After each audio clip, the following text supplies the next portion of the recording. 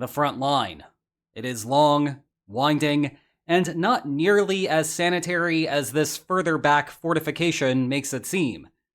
And it also might be a way for Europe to lock Russia into place and deter a larger conflict with NATO.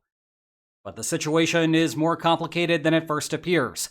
So pick up the phone, because it is time for the Geopolitics HelpLINE to explain some subtlety. When the war ends, Ukraine will presumably be militarily strong, but at the same time will also likely have territories that it has lost and would like back. Given that this would be a useful deterrent against Russia deploying too much of its army elsewhere, particularly to invade the Baltics, and would generally weaken Russia's position in World War III, how does this affect Europe's incentives in supporting Ukraine now? And thank you for the £15 in special monetary obligations. Quick quibble/clarification before moving forward with a surprisingly complicated question. I do not think that Ukraine, or Russia for that matter, will be militarily strong in a traditional sense by the time the war ends. I would describe them both as having crossed the midway point on the ready-to-rumble/militarily exhausted scale. By the time that the war actually comes to an end, they will be much further on the exhausted side. The troublesome thing is that, and perhaps this is what the viewer was thinking, each party's latent military capacity will be enormous at the end. Knowledge and experience in modern warfare is not something that just gets erased overnight. And the drone factories and bomb production lines may lay off a bunch of their shifts, but the infrastructure itself will remain after the war. Furthermore, that whole war exhaustion thing can be fleeting. After World War I, Europe was ready to forswear all war, but got back to it after 2 decades. And just for some insane historical perspective here, think about the time between the end of major US combat operations in Afghanistan and the start of the Ukraine war. That was the same length of time as the interwar period. Oh, and let's not forget that war exhaustion was further fleeting after World War II. Within 4 years, the Cold War had begun in earnest, and a year after that, they were fighting in Korea. Anyway, the second premise of the question is dead on. Whatever Ukraine may lose during this war is territory that Ukraine is not going to forget about later. And just so this question is relevant, we will assume for the rest of this video that Ukraine will end the war having lost some territory. From here, when it comes to an expanded war in Europe, we get a weird situation where Ukraine will be holding its lost territory hostage. I know it sounds bizarre for someone to hold something hostage that they do not control, but that is what I meant. As soon as the battlefield expands, Russia runs into the war of opportunism problem that we periodically discuss. If this is what the post-war settlement looks like, then it necessarily reflects the status quo balance of power between Russia and Ukraine.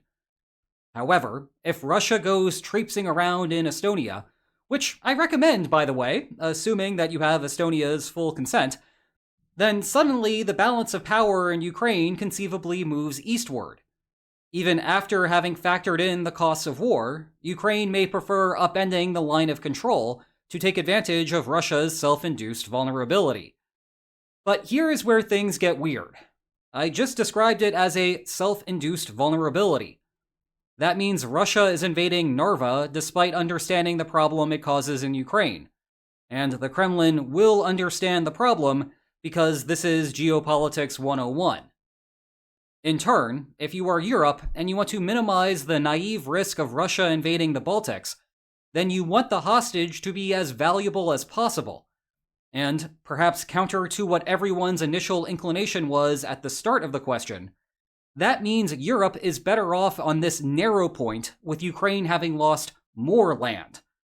After all, the more Russia holds in jeopardy, the bigger the downside risk in attacking Estonia. Now, I need to immediately caveat that point with a couple of considerations.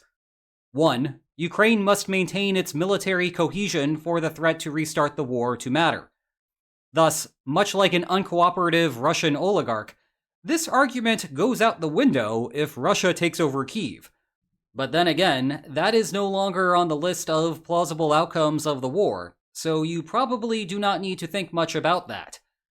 And 2, aside from the strategic point, Europe simply does not want Russia expanding its territorial control over Ukraine. Consequently, I did not just make an argument that in the aggregate, Europe is better off allowing Russia to take more land, just that there are some countervailing incentives to consider. However, I need to underscore how this is a naive interpretation of the threat to Europe.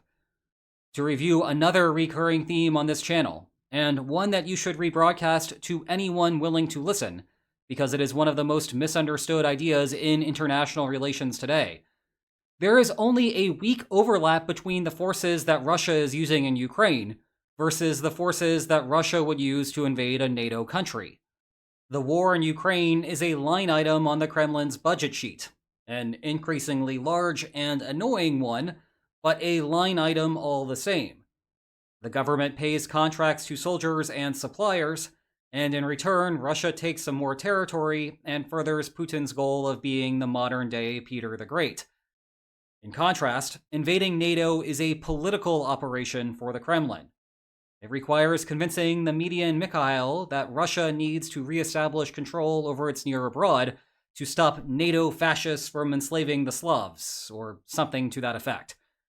Note that the Kremlin has failed to make the same case regarding Ukraine, which is why there is so much tension in Russian domestic politics right now, and also why, it seems, North Korean mercenaries are assuming another role in the war effort. In any case, the main point here is that we need to consider how occupying more Ukrainian territory changes the Kremlin's ability to sell the story of the NATO threat. And I think that the answer there is ambiguous for now. On the other hand, the closer the line of control moves to Poland and Romania, the closer NATO moves to another part of de facto Russian territory. Maybe you can also throw in a bit about how these gains are so important that Russia must do everything it can now to protect them. On the other hand, the Kremlin will want to predicate support on how NATO is a threat to the motherland. If Russia cuts right through Ukraine, which, remember, according to Russian propaganda, is essentially NATO, how powerful could NATO Classic really be? What I can say more definitively is how the line of control alters Putin's propensity to take risks afterward. Now, to be clear, I am skeptical of this need broadly. Putin becomes more secure once he freezes the line and calls it a day. But I also recognize that more secure does not mean completely secure, and where the line ultimately falls determines the relative risk. Point is, if the wheel spins the wrong way for a post-war Putin, he could find himself in need of taking a gamble to survive, and that might mean invading Europe. So, once again, we find a way that Russia taking more land has some upshot for those in Europe. But also, once more, that is not the full story. The less Russia takes, the more likely Putin falls from power without the opportunity to burn down Europe on his way out. So, like pretty much everything interesting in international relations, this one is a mixed bag. Meanwhile, what is not a mixed bag is the Geopolitics HelpLINE archive. They are all great. Click here to check them out. And if you enjoyed today's video, then please like, share, and subscribe, and I will see you tomorrow. Take care.